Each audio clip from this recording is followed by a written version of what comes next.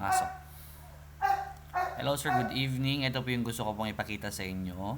Na yun, gumawa po ako ng spreadsheet online para kung saan ka po pwede mag-report kagaya po ng format na ginawa niyo po kanina.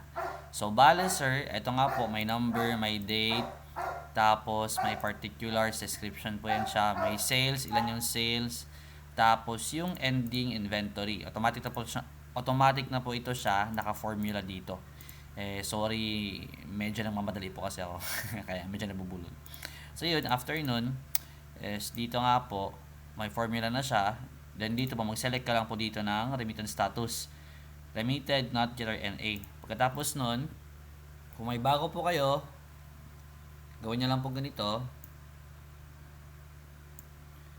I-copy nyo lang po ito siya, Control C.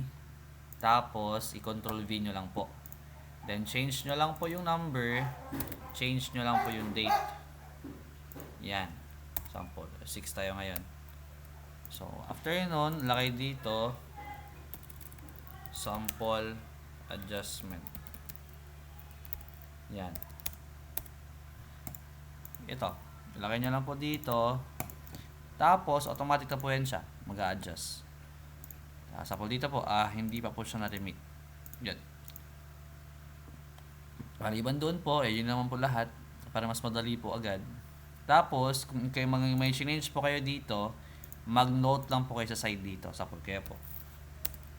Sir J. Ganyan. Lagay lang po kayo dito ng Sir J. Ganyan lang po.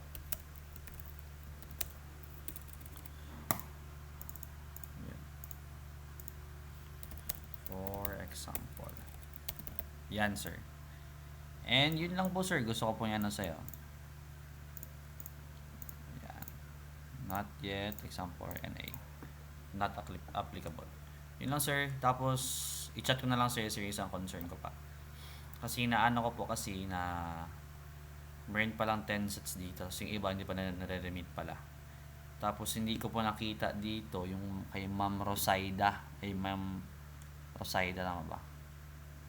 Na 10 sets din. Hindi ko pa nakita yun, sir. Sige lang po. Usap na po tayo.